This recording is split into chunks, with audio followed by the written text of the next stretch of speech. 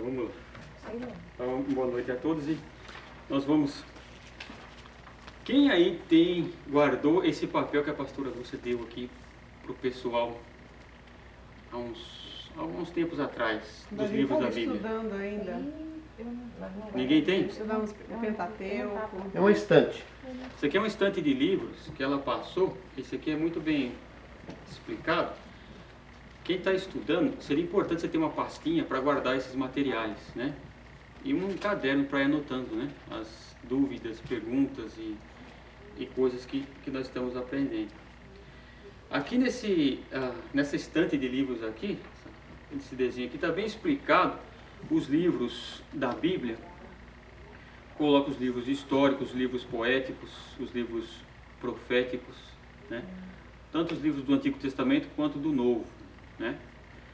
E nessa parte aqui da carta, ou da estante, onde tem esses livros, se dirigem diretamente a uma comunidade específica e a um povo específico ali. Então, por exemplo, quando Paulo escreve aos Filipenses, né?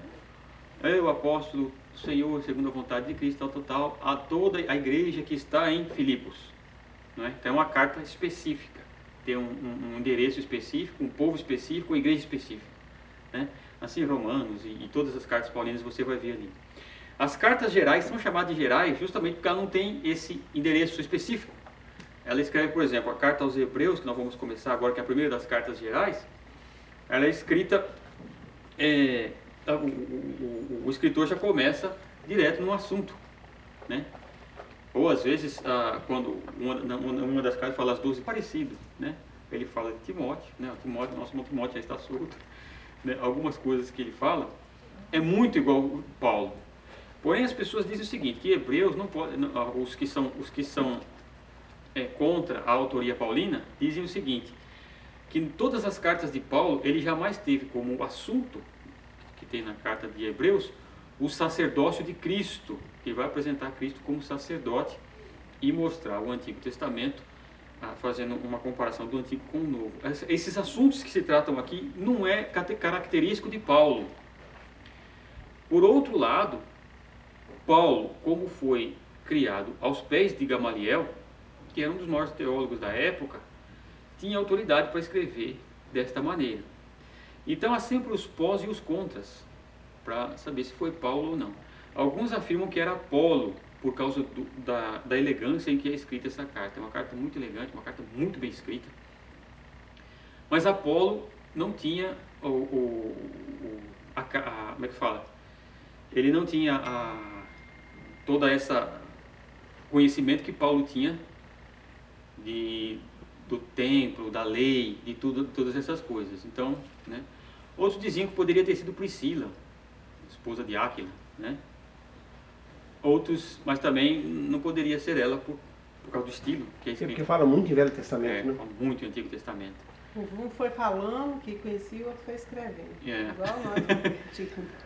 Então, e outra coisa que diz assim, por que Paulo não faz, se fosse Paulo, por que Paulo não faz a saudação que ele faz em todas as cartas, né? Então, um dos historiadores da igreja, Eusébio, ele usa, parafraseando Orígenes, né, que Orígenes era um filósofo cristão, que dizia o seguinte, Hebreus, só Deus sabe quem escreveu, não é ninguém, né? Porque você tendo conhecimento das cartas paulinas, você vai achar que é Paulo que escreveu, porque é muito parecido com o que Paulo escreveu, mas tem todos esses pós e contras, né? Então nós não sabemos. Quando nós chegamos no céu, não saber. Paulo, foi você que escreveu, por que você fez isso com a gente? O mais importante é a mensagem da carta. O mais importante é a mensagem. A consideração dela ter sido considerada para entrar no cano. Para entrar no cano, Só uma pergunta, Alfredo. Pergunta não, é uma observação no caso. Judeu e hebreu. Ok. Tá? Só pra gente... Exato. O que? Eu sou hebreu ou eu sou judeu? Então, a carta aos Hebreus, né? O Hebreus, se dá o nome Hebreus por causa da língua hebraica, né? É o povo hebreu, o povo que fala o hebraico. Judeu é o mesmo que o hebreu, só que é chamado de judeu porque depois da separação de Israel, depois que Israel foi para cativeiro, ficou só as tribos do sul, onde a capital era Judá.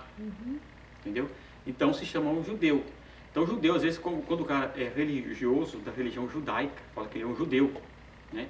E judeu, ele não precisa ter nascido em Israel. Qualquer pessoa que se quiser tornar-se um judeu, ele precisa se circuncidar, passar pelos rituais da religião judaica e obedecer à lei. Isso é judeu, se torna um judeu. Agora, o israelita é aquele que nasce em Israel. Então, os hebreus, todo o povo que vinham da lei de Moisés, né? Tanto que a lei, o povo em Israel, no geral, falava o aramaico nas ruas. Você vê que Jesus, na cruz, ele fala Eli, 68 depois de Cristo. E foi escrito um pouco antes da destruição do templo.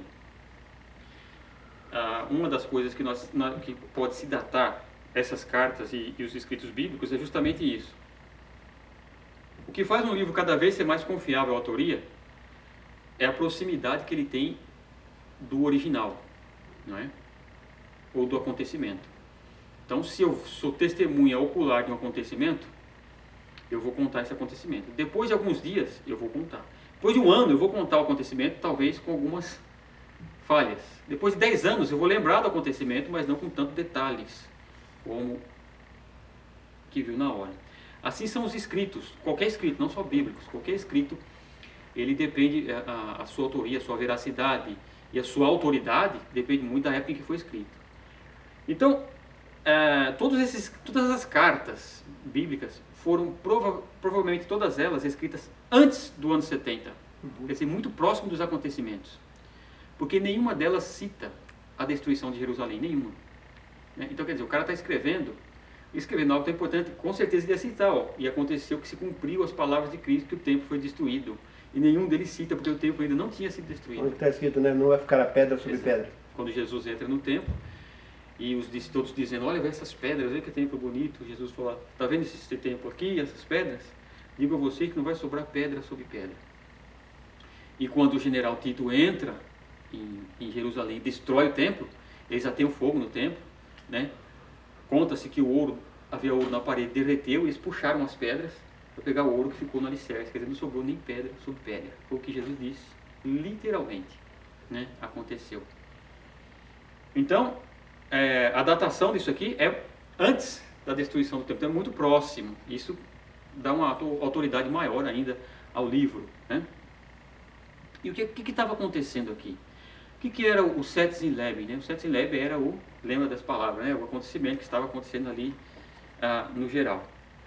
Estava acontecendo o seguinte: anos 67, 68, já Roma estava indo para invadir Israel, porque antes da cidade ser invadida, ela tinha um cerco, e o cerco às vezes durava 1 ano, 2 anos, às vezes até 3 anos, cercava essa cidade até destruir o muro para invadir. Então o que acontecia? Era comum isso. Na antiguidade era muito comum. Um reino conquistava o outro, lhe impunha impostos, né? E ele ficava sendo vassalo daquele reino, ficava pagando impostos e dependia daquele reino. Vez por outra, um desses reinos dominados se rebelavam contra o reino que estava dominando. E deixavam de pagar imposto e deixavam um monte de coisa, aí o reino de lá ia reconquistar de volta. Aconteceu que Israel, aqui, já tinha se rebelado contra Roma. Quem lê a história da conquista de Jerusalém foi terrível, porque Jerusalém resistiu, os judeus resistiram muito, e em muito Roma, né? Um dos métodos que usavam para resistir é que quando eles iam para derrubar o muro, os soldados iam, uns jogavam óleo quente de cima do muro, e os soldados lá embaixo se queimavam. Catapulta, jogavam flecha, né? Então eles tinham que muitas vezes usar escudo em forma de tartaruga, se cobrir com escudo e ir batendo no muro até derrubar. Às vezes cortavam água, deixavam a cidade em fome, para a cidade ir se enfraquecendo para eles invadirem. Essa época aqui, o que acontece? Estava acontecendo algo ali, Roma já estava pressionando para invadir Israel. Esses hebreus aqui provavelmente estavam em Roma. Provavelmente esses hebreus estavam em Roma, porque o escritor aqui vai dizer, os da Itália mandam saudações a vocês. Então provavelmente alguém da Itália que estava lá com o escritor, estava com saudade da Itália, dizendo, manda um abraço para a mãe e para a nona, né? Os da Itália, né? E então, provavelmente eles estavam em Roma. E o que se passava na mente dos hebreus que estavam fora de Israel? passava-se o seguinte, vai dizer na carta que eles ainda não tinham crescido o suficiente espiritualmente. Né? E vai ser importante para nós essa carta, porque há pessoas que estão há muito tempo na igreja, mas ainda não cresceram, não desenvolveram uma espiritualidade capaz de estar caminhando para a estatura de Cristo, como o apóstolo diz. Né? O apóstolo Paulo diz, olha, nós temos que crescer até atingir a estatura de varão perfeito, a estatura de Cristo. Há pessoas que nasceram cristãos, estão com 60 a 70 anos e ainda são meninos na fé. É triste dizer isso, mas é verdade. Né? Coisas que não devem acontecer no meio cristão. Né? Quando Paulo escreve na carta aos Coríntios, diz, vocês são carnais, porque uns dizem eu sou de Paulo, outros dizem eu sou de Cefas, outros dizem eu sou de Apolo. Por um acaso Paulo morreu por vocês? Vocês foram batizados no nome de Paulo, de Pedro? Né? Isso é carnalidade. Paulo escreve a eles dizendo ainda, olha, eu não pude escrever a vocês como adultos na fé, mas como meninos que precisam de leite. Vocês já deviam estar ensinando e estão tendo que aprender ainda. Né? Então muitas pessoas passam muitos anos no meio cristão sem crescer, sem desenvolver. Era o caso dos hebreus. E nesses acontecimentos, Israel estando para ser invadido, Roma estando para invadir Israel, vem na mente deles o seguinte, o que eu devo fazer agora? Devo assumir um patriotismo, voltar para Israel e defender Israel contra Roma? Ou devo ficar neutro? Né? Que partido eu tomo? Né? Então muitos já estavam querendo largar o cristianismo, assumir o judaísmo para defender Israel contra Roma. E o que acontece? O escritor vai escrever a respeito dessas coisas, sabendo-se que já havia profecia que o templo ia ser destruído. Né? Então não adianta você ir lá defender, não adianta você largar o cristianismo para voltar ao judaísmo, que as profecias vão se cumprir. Então o tema principal aqui é mostrar a superioridade de Cristo com relação à lei. Dizer, olha, vocês agora estão num nível superior, vocês querem voltar ao nível inferior? Não tem cabimento, não faz sentido. Né? Vocês atingiram, receberam a revelação superior e agora querem voltar ao judaísmo simplesmente por um patriotismo. Né? Sendo que todas as profecias já dizem o que vai acontecer. Né? Então, esse era o problema aqui. Perdão.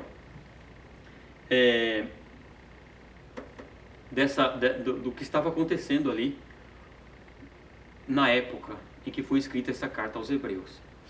O que acontece? Uma das coisas que nós vamos aprender aqui nessa carta é a questão do uso do Antigo Testamento no Novo.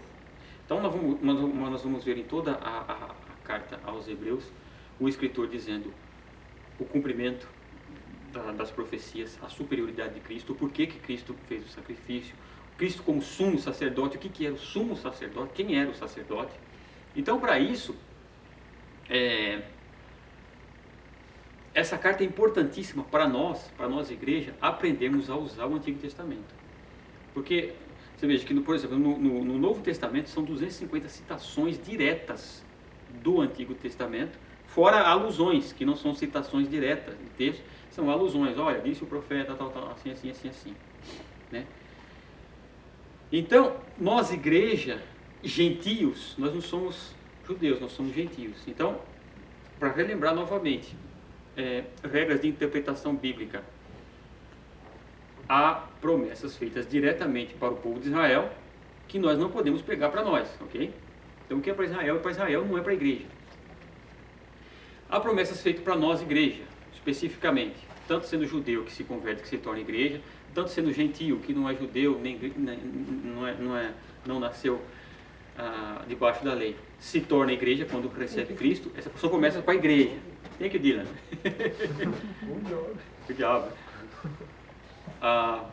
E tem promessa para as nações, de quem não é igreja nem Israel vão ficar na tribulação, vão passar, mas vão ser governados. São 3 povos diferentes aí, e promessas diferentes. Então, se nós tomamos promessas de Israel para nós e dizemos Deus prometeu e Ele vai cumprir, então você vai passar a sua vida inteira acreditando em uma coisa que nunca vai se cumprir, porque não é para a igreja, é para Israel. Não é? ecoa a promessa que são para nós, são para nós. Promessas que são para as nações, são para as nações. Não adianta, não vai conseguir cumprir em nós. Né? Sendo que Israel pode ser igreja, mas igreja jamais vai ser Israel. Jamais vai ser Israel. Israel, se a pessoa nasceu judeu, ele pode se tornar cristão. Agora, nós cristãos nunca vamos nos tornar judeus, né? Porque, como ele vai dizer na carta, que é você voltar atrás, né? E o peso dessa carta de Hebreus, ela tem uma coisa muito interessante, que quanto mais forte a sua cultura, mais pesado que tem que ser o ensinamento para você tirar o que tem de base na sua cultura anterior. Então, por isso que essa carta... Mosaica, não as obras dele, mas ele vai continuar celebrando as festas dele, porque são festas da nação judaica. Você veja que os primeiros cristãos, Pedro e João, eles iam orar no templo. E foi lá que eles curaram o camarada que era aleijado, não é? Então o costume deles continuou, foram orar no templo, né? Celebravam as festas. Paulo falou, eu quero chegar em Jerusalém antes do Pentecostes, porque eu quero participar da festa. Isso era comum. Então um judeu, ele se torna cristão quando? Quando ele recebe Cristo como Salvador.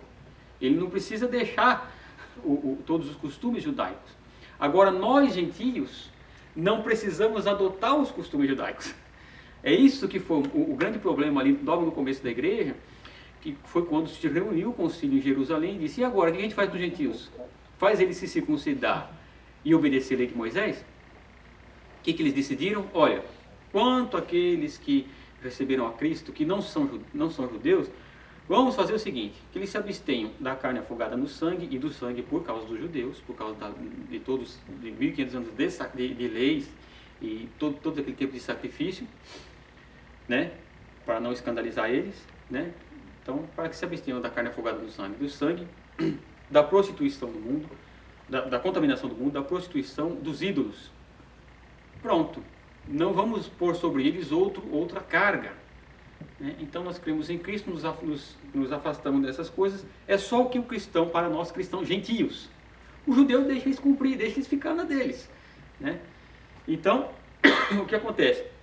Essa carta vem justamente isso, ela vem nos mostrar como eu vou interpretar o Antigo Testamento, o Novo Testamento, aliás, o Antigo Testamento à luz do Novo, né? Você veja que ali no começo, nos primeiros séculos da igreja, haviam, por exemplo, os marcionitas, que eram discípulos de Marcião.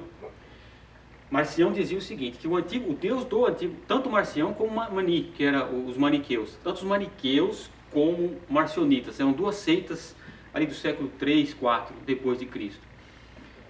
Os marcionitas antes um pouco, século 2 mais ou menos, que diziam o seguinte, que o Deus do Antigo Testamento não era o mesmo Deus do Novo, né? Que o Deus do Antigo Testamento era um demônio. Os maniqueus diziam que era um demônio que criou o mundo, porque o mundo há coisas más, o homem é mau, e há mal no homem. Então, o Deus do Antigo Testamento não é o mesmo Cristo que veio para nos libertar desse Deus mau, né? Marcião dizia que o Antigo Testamento era um livro demoníaco, né?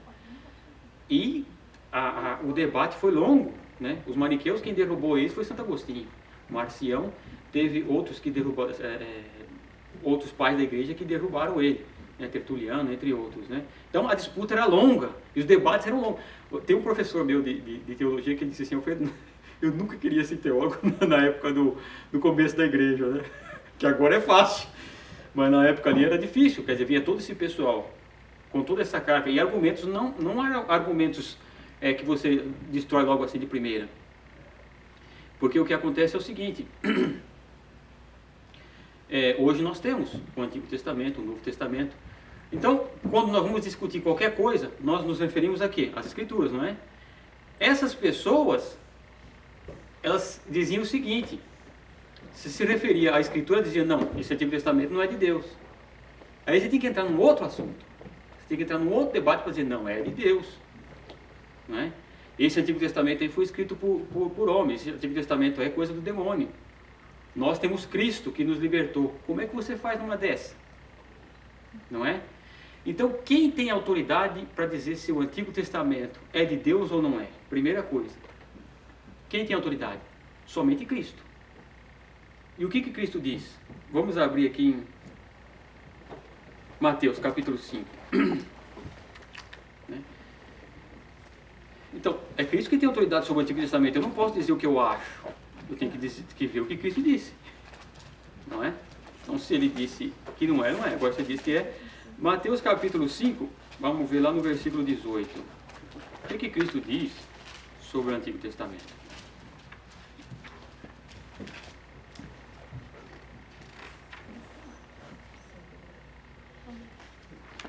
Versículo 18.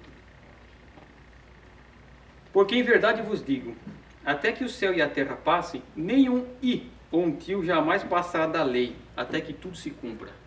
Ou seja, Cristo está dizendo que a lei vai se cumprir. Então a lei foi dada por Deus. Então o próprio Cristo está aprovando a lei aqui. Está dizendo, no Antigo Testamento não vai passar nem um tio. Aqui não é tio nem i, aquela letrinha. No hebraico tem uma letrinha que parece um apóstrofo assim que você põe em cima. E antes de você começar uma frase, ou quando você liga uma frase, você diz vav, né? Por exemplo, Lúcia Juraci. Em hebraico diria Lúcia vav Juraci. Lúcia vem Juraci. Né? Então, esse vav, ou no começo de outra frase, é a menor letra em hebraico. Jesus diz, não vai se passar nem essa letrinha, sem que tudo se cumpra. Ou seja, então é de Deus. O Cristo está dizendo que é. Também ali no Evangelho de Lucas, né, porque alguns dizem que o Antigo Testamento, ou dizem que as Escrituras contêm a palavra de Deus, mas ela não é a palavra de Deus.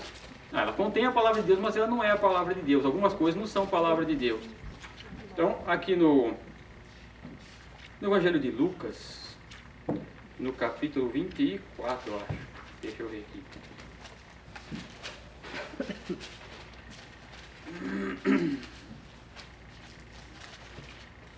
Capítulo 24, versículo 44.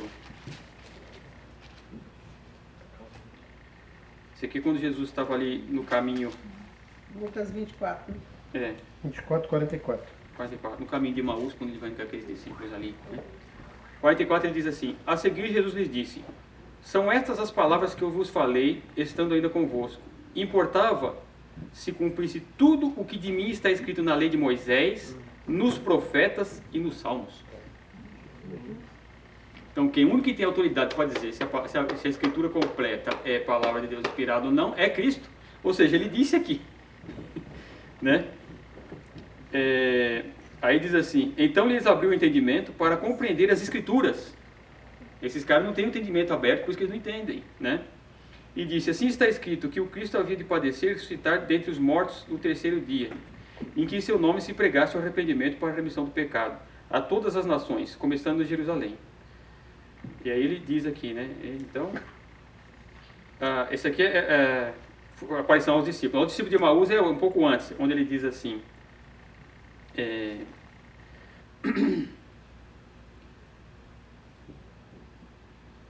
capítulo 24, ainda no versículo,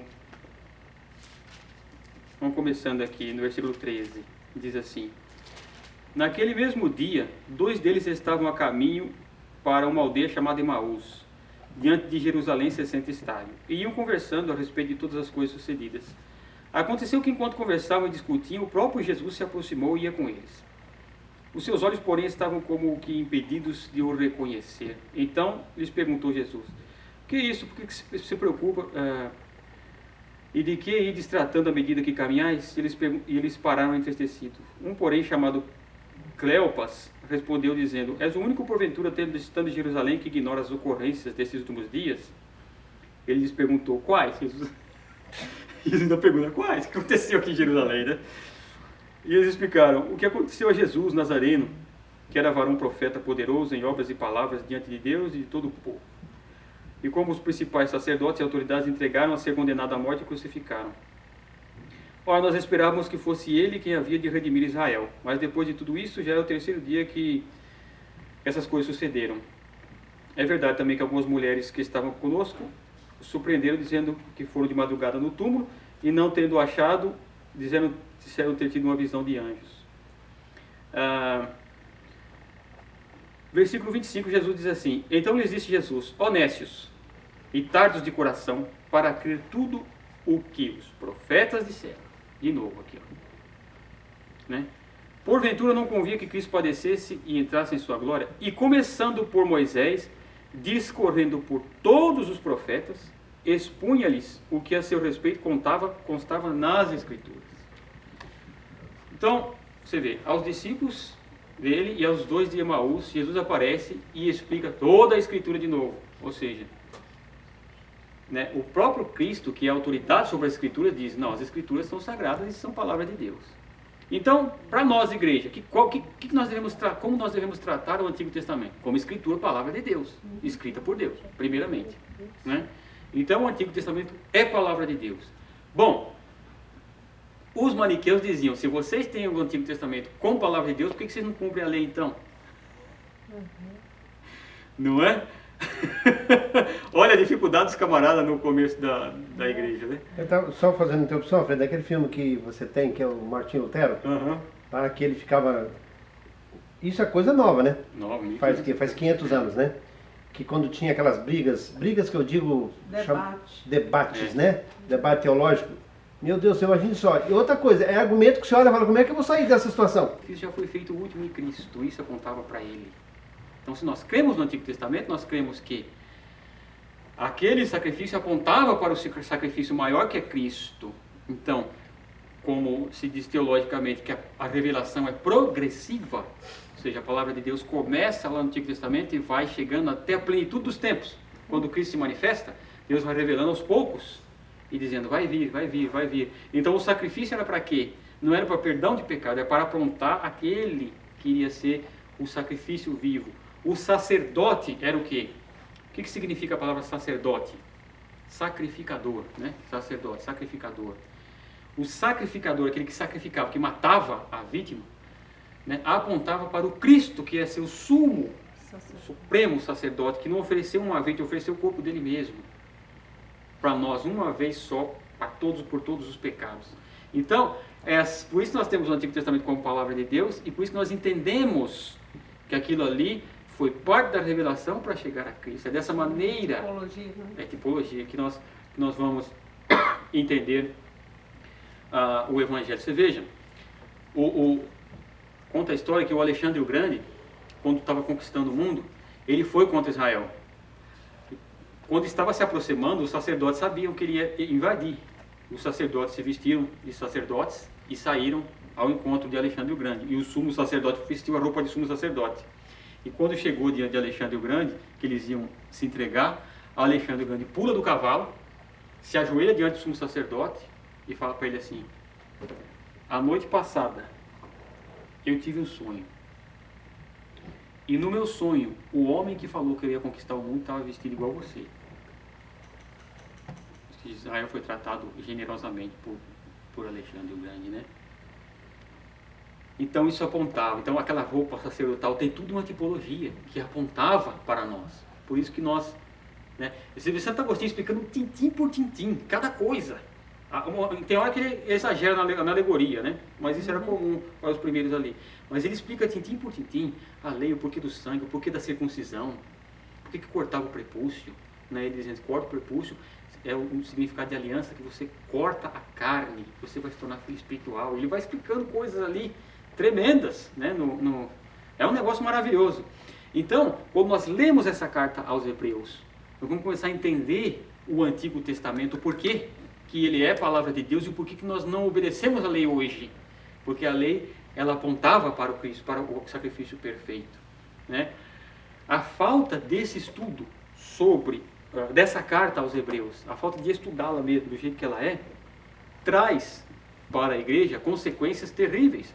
Não é à toa que muitos judaizam as igrejas. Exatamente, que é uma coisa que acontece hoje, né? Hoje, para o nosso tempo atual hoje. Você vê como a palavra de Deus é atual. Aqui não acontece, aqui que eu digo, na nossa realidade, aqui de região, não acontece praticamente isso. Mas tem igrejas hoje no Brasil que elas fazem praticamente todos os rituais, você faz as festas, faz tudo isso.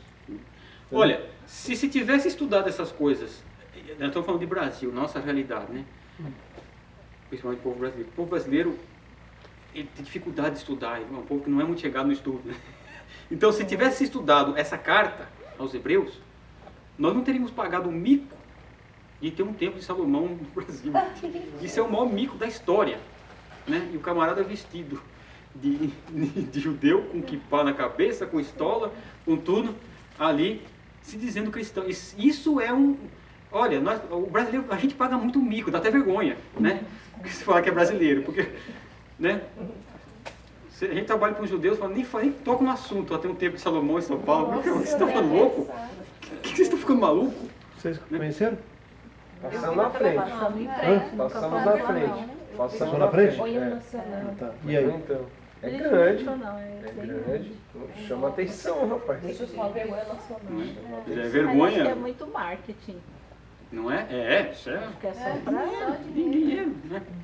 Quer dizer, você imagina, se o povo conhecesse essa carta aqui, ninguém daria $1, um centavo para construir aquele negócio lá, ainda trazer pedra de Israel, gente. Pô, gente, isso, eu vou dizer para vocês, é um negócio assim, de se passar vergonha mesmo, né? Então, quer dizer, falta do quê? De conhecimento, né? É pegar o Antigo Testamento, olha, está dizendo aqui,